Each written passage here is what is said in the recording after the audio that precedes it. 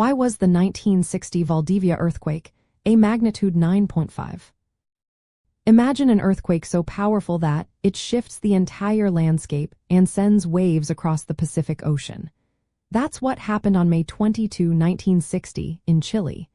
This event is known as the strongest earthquake ever recorded, with a magnitude of 9.5 on the moment magnitude scale.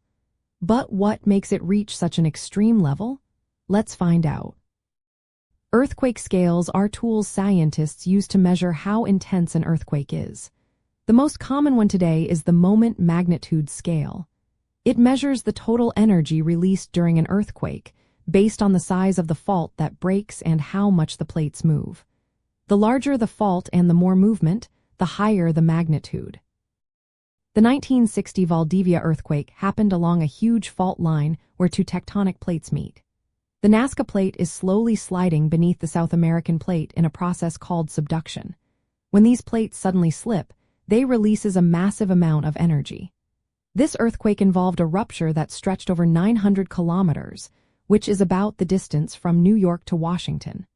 The plates moved several meters in some places during this event. The magnitude of an earthquake isn't just about how much the ground shakes. It's about the size of the fault that breaks, how deep the rupture is, and how much the plates slip past each other. In the case of the Valdivia earthquake, the fault was exceptionally long and the slip was very large.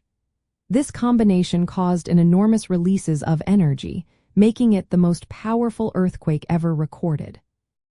Most earthquakes are around magnitude 8.0 or lower. A magnitude 9.5 is extremely rare. The energy released by this quake was more than any other earthquake in history. That's why the shaking lasted about 10 minutes, which is unusually long. The ground moved so violently that landslides occurred, buildings collapsed, and the landscape was permanently altered. Entire areas sank, and new lakes formed as the land shifted. This earthquake also caused a huge tsunami. When the seafloor suddenly moved, it displaced a vast amount of water. Waves as high as 25 meters hit the Chilean coast, destroying everything in their path. These waves traveled across the Pacific Ocean, reaching places like Hawaii, Japan, and the Philippines, causing widespread damage.